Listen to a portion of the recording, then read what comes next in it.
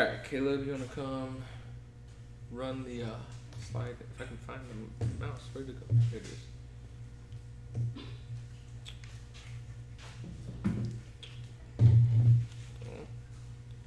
Do this again.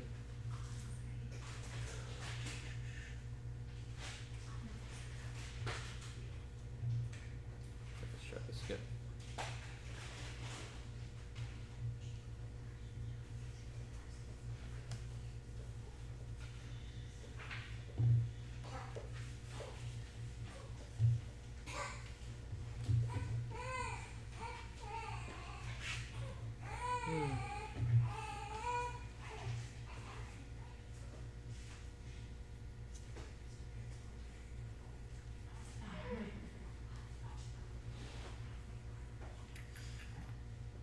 Technology is a wonderful thing, except when it doesn't work. Caleb, what'd you do? Don't let me do anything. Maybe it's my me. Caleb, I think you might need to get out of this toxic relationship with that guy. I think it's really doing some bad things to you. Me and Caleb were messing around. I was talking about. You just insulted him. I didn't insult him or anything. I accused him. I did not. That is insulting. Clayton should be I think it'll be okay. If it falls, then we'll find out for sure. Nah, we'll move it forward. Thanks for pointing that out, Caleb. It's like after like 3 weeks, I noticed it and didn't say anything. Thanks, Naomi. You know, Okay. Clayton, I think you should get out of this toxic relationship with Naomi. I think I should too. Listen. Okay.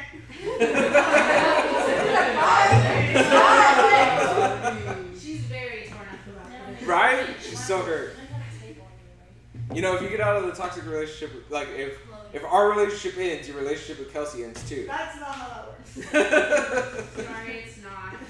Exactly. Okay, so we are in Ecclesiastes. I'm gonna ask you guys some review. What is the theme of the book of Ecclesiastes? Pointless. Okay. The Hebrew word being used here is hevel. Okay. It's like trying to catch smoke, trying to chase after the wind. Have you got? It's huh? Have you got the fog machine yet? No, I didn't get the fog machine. Oh, okay. I like your background. That's kind of cool. Thanks. You're welcome. There's your fog machine. Yeah. You can tell Yeah. the With no fog. Doesn't Oh. fog. Huh? Doesn't fog. No, it doesn't fog the room. It fogs the screen. Yeah. Okay. Go to the next slide, Caleb. One of the key verses that we take from. Is it gonna let Doing you? great, bud. Nope. It's not gonna let you. Okay, we'll just Okay. forget the slideshow. Wow. I don't know why it's not working. Instead of the slideshow, Caleb's just gonna yell all of the words on the slide. Good job. I'm so proud of you. New plan. Caleb acts out. The entire Yes! Caleb acts out all the slides. Act out wisdom of vanity. Right now. Go. Oh yes. I didn't get wisdom. Yeah, one of those like boards you can trail. Uh, Right out. Instead of a whiteboard would work. Oh my god, pebble. Everything is pebble. It's So glowing. because I'm looking at mine. Wow. I should. Okay, so one of the main verses that we get from Ecclesiastes is found in chapter 1, verse 2. Okay, who's there? Go for it. Read it, Blaine. actually, no. I'm there. The screen's covered. Yeah, I know. There's, Yo, Max. Now I'm. there we go. Okay. All right.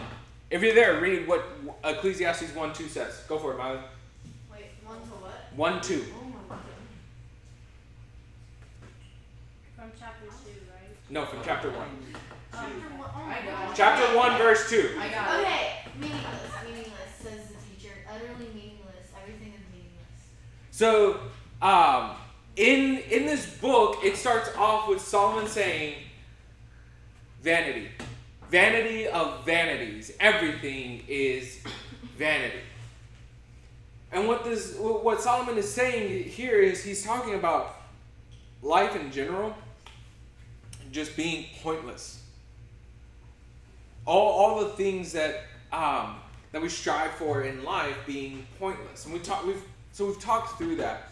And here in chapter 7, in chapters 7 and 8 is what we're going to see Solomon start to take this turn of like, if everything under the sun is meaningless, if everything in this world, everything physical is meaningless, then there has to be meaning somewhere else. Okay? Again, we're not going to read the whole chapters. We'd be here all night if we were to do that and break them all down. We're going to just talk about like some key points in these chapters. Okay? So starting in chapter 7, starting in verse 1, Solomon writes, "A good name is better than precious ointment, and the day of death than the day of birth. It is better to go to the house of mourning than to go to the house of feasting, for this is the end of all mankind, and the living will lay it to heart. Sorrow is better than laughter, for by sadness of face the heart is made glad. The heart of the wise is in the house of mourning, but the heart of fools is in the house of mirth. It is better for a man to hear the rebuke of the wise than to hear the song of the fools." Do you guys see a pattern forming here in chapter 7? Does it remind you of another time in Ecclesiastes?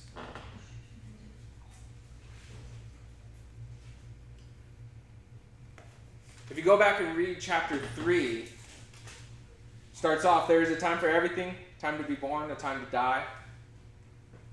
A time to plant, a time to pluck up what is planted, a time to kill, a time to heal, a time to break down, a time to build up." We see once again this duality of opposites that Solomon is talking about. This like direct comparison. It is better to go to the house of mourning than to the house of feasting, or maybe your version says the house of joy. Sorrow better than laughter.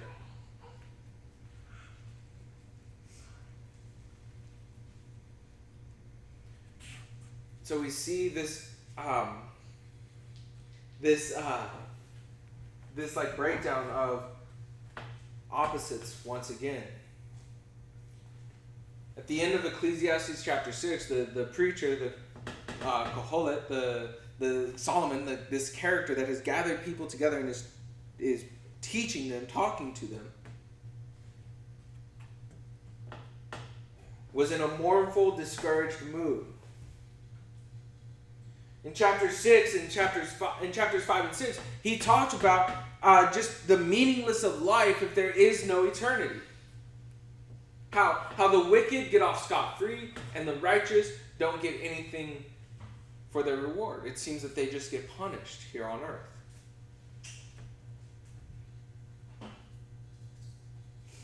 It was a world, what the author saw was a world without eternity or accountability.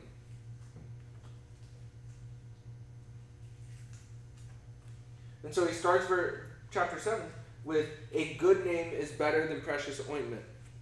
Or maybe your version says perfume.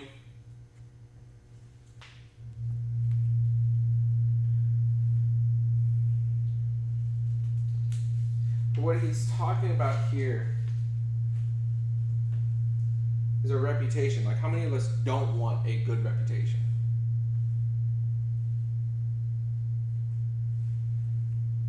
And he's saying here, like, that's more precious, that's better than precious ointment or precious perfume.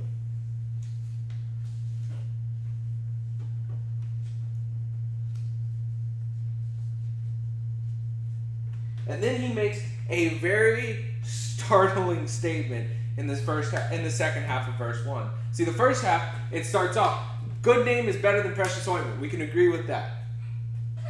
Okay? We can say, you know what? I'd rather have a good reputation than, the most expensive perfume or the most expensive, than just have this like false sense of a good reputation. But then he makes a very startling statement in the second half, and we're not really prepared for it. Neither were his listeners at the time prepared for it. He says, "And the day of death, then the day of birth." he makes this again, this statement of how death is better than birth. Remember back, I think it was like 4 or chapter 5, where he talks about how it would be better for those who weren't born yet than to be born and see this world and see the evils and see the vanities and see all this stuff that goes on in the world. It's better to have not even existed than to be able to see this world and know that there and have this feeling of no eternity, no accountability from beyond this life. That you can lie, cheat, and steal and get what you want, and you can become more successful, and you can do this and you can do that. And people who go through it the right way just seem to be left in the dust.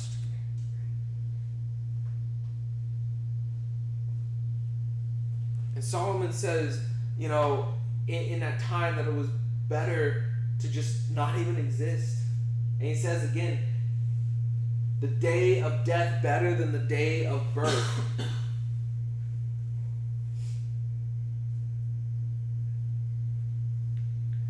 What's good about this is that as believers and reading this through a New Testament perspective that we have now, that Solomon didn't at this time, is we see why that is.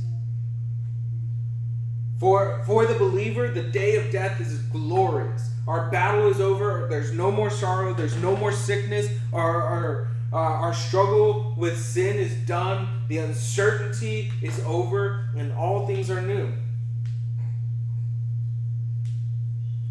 But on the other hand, we should rejoice in that God has given us life, and look at it as Paul looks at it, that as long as we're on this earth, we still have a job to do. We still have a mission to fulfill. We have not been called home yet. This earth is a temporary resting place for us, and we have not been called home yet, and you don't get to go home before your job is done.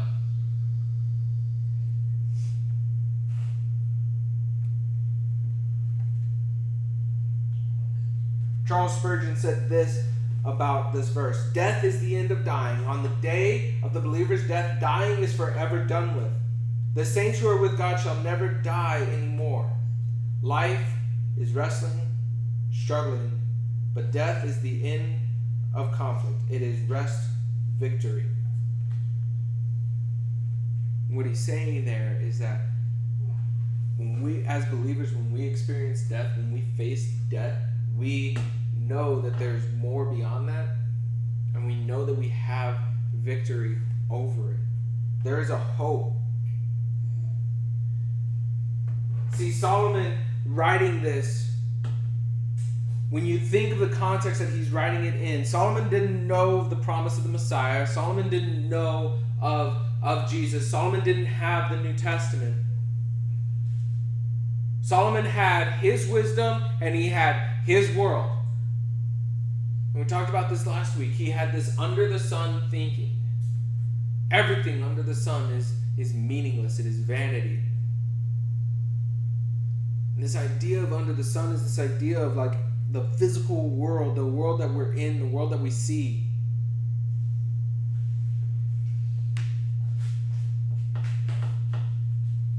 And when we think of it as there's nothing beyond this, it makes it really hard to go through this life.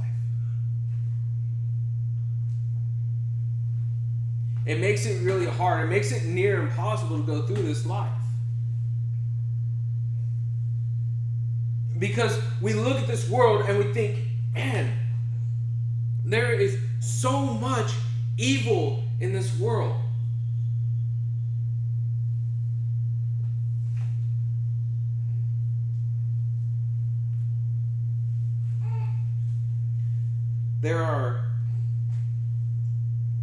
There's murder, there's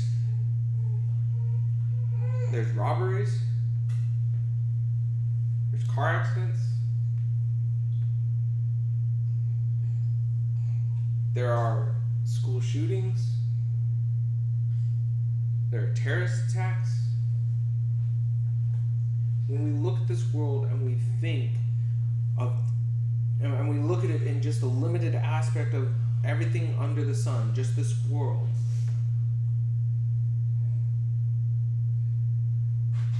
a lot of times we kind of face this question of, God, why do you let bad things happen? If you're a good God, why do bad things happen?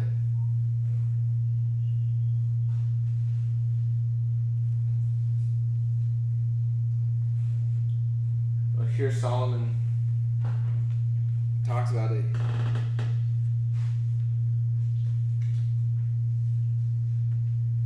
He says, where is it at?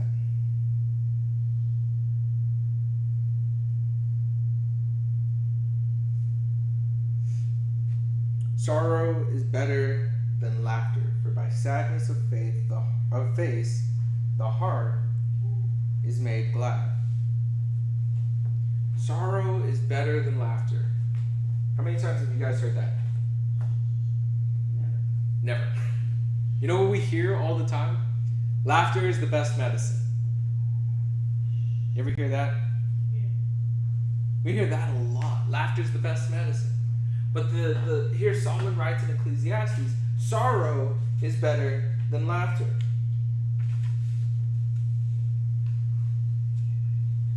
And here he goes against all intuition. He goes against all intuition. And what I think is that he's trying to say here is that in the face of sorrow, in the midst of the hard times, in the midst of the bad times, in the midst of the things where we're like, this is just pointless, God shows how truly great He is. Because what happens is that when we face that pointlessness, when we face that vanity,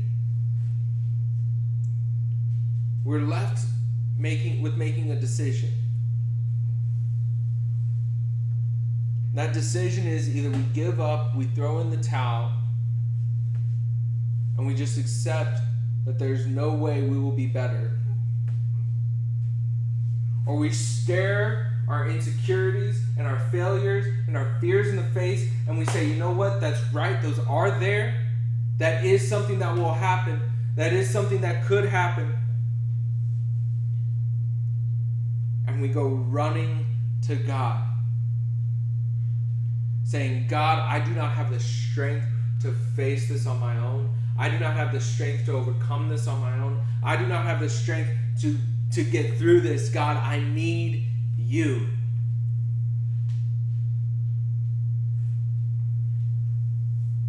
And so what is our decision tonight?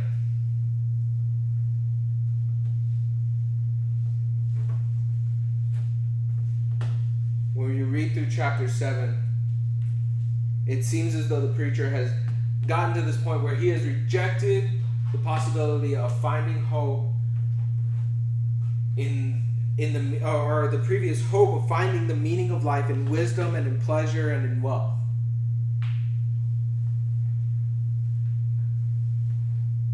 And so he's writing as like this attitude of like there is only death now.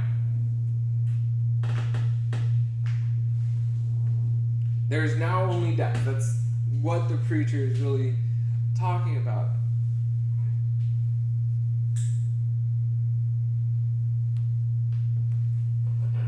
But we know, reading this, knowing the New Testament, we know that this is not the end. Death is not the end.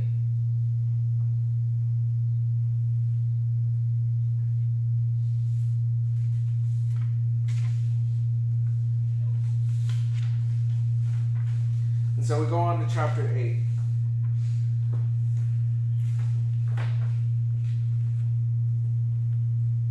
Chapter 8, verse 1 starts like this. Who is like the wise, and who knows the interpretation of a thing?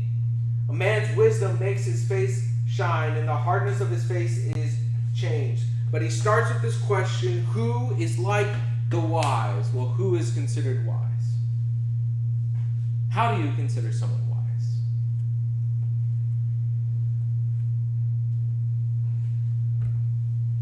Quite honestly, what I feel like this is getting at is that Solomon is asking, who is like God?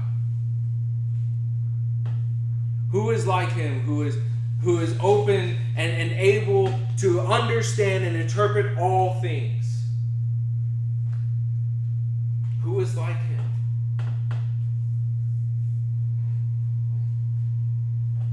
See, chapters 7 and 8 really hit a turning point in Solomon's life, in that a lot of scholars agree that this is kind of a point where he's writing where he has repented of what he did. Remember, Solomon took 700 wives, and he allowed each of them to bring their gods with them.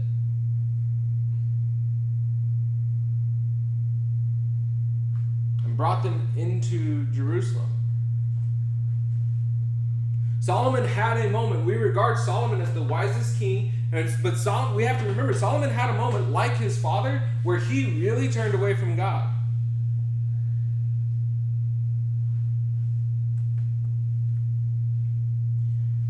And in chapter 7, he really talks about that. In verse 25, he says, I turned my heart to know and to search out and to seek wisdom and the scheme of things, and to know wickedness of folly and the foolishness that is madness.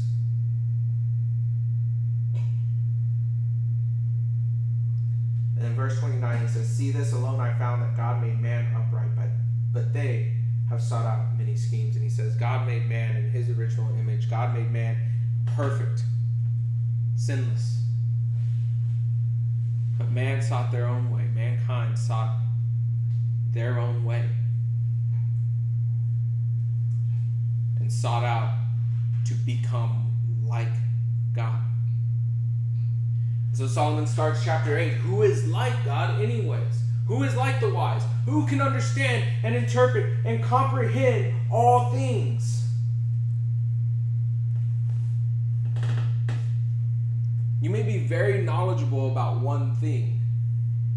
I'm not saying that you can't be. But we cannot be very knowledgeable about all things. We do not have that capacity.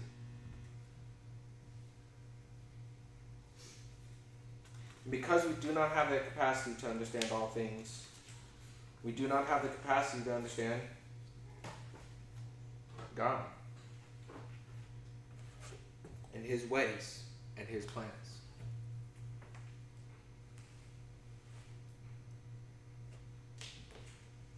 Big question that Christians face all the time.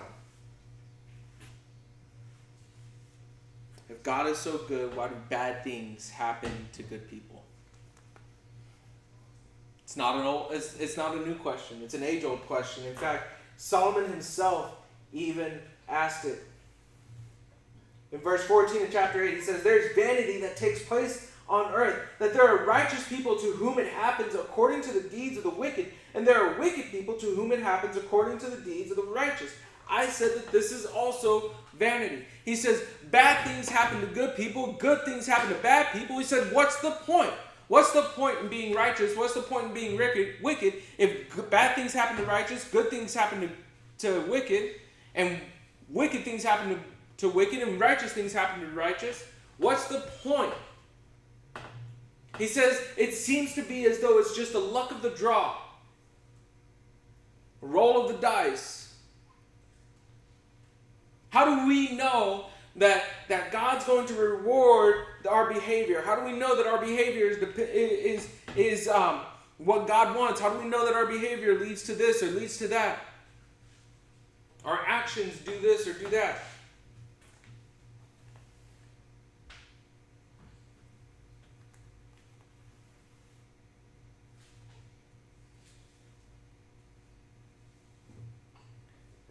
And then to close tonight, verses 16 through 17. This is what Solomon writes. When I applied my heart to know wisdom and to see the business that is done on earth, how neither day nor night do one's eyes see sleep. Then I saw all the work of God that man cannot find out. The work that is done under the sun. However much man may toil in seeking, he will not find it out. Even though a wise man claims to know, he cannot find it out. Solomon ends chapter 8 in saying, honestly, I do not know God's plan. Solomon, the wisest man of his day, said, after all this, even I can't understand God's plan. Even I cannot comprehend everything God is doing.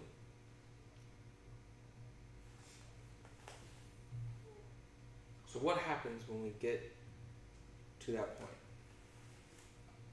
Where we say, okay, God's doing something. I don't know what he's doing, but God's doing something.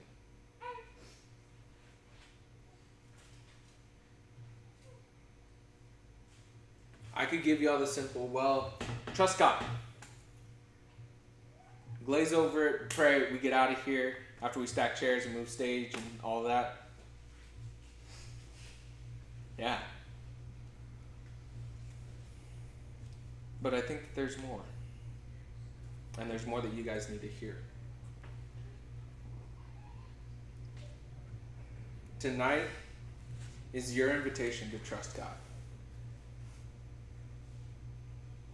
Tonight is your invitation right now in whatever is going on in your life to trust God.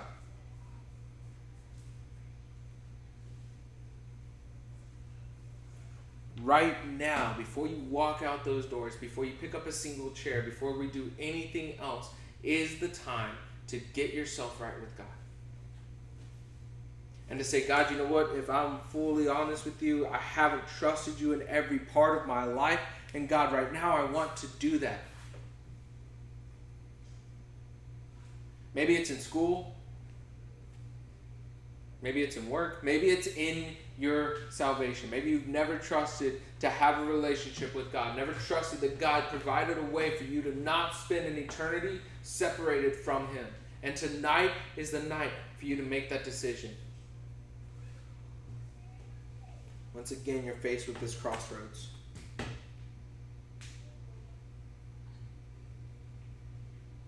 You stand here. And God says, behold, I stand at the door and knock.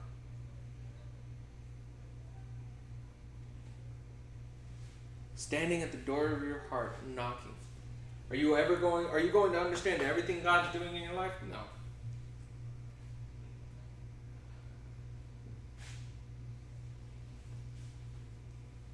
Do we trust him with every part of our life? We should. What are you going to do tonight? Wayne, will you close us in prayer? Father God, I thank you for this one day, for this time that spent together. Lord, we thank you for the message that we heard tonight. We just ask that you speak individually to each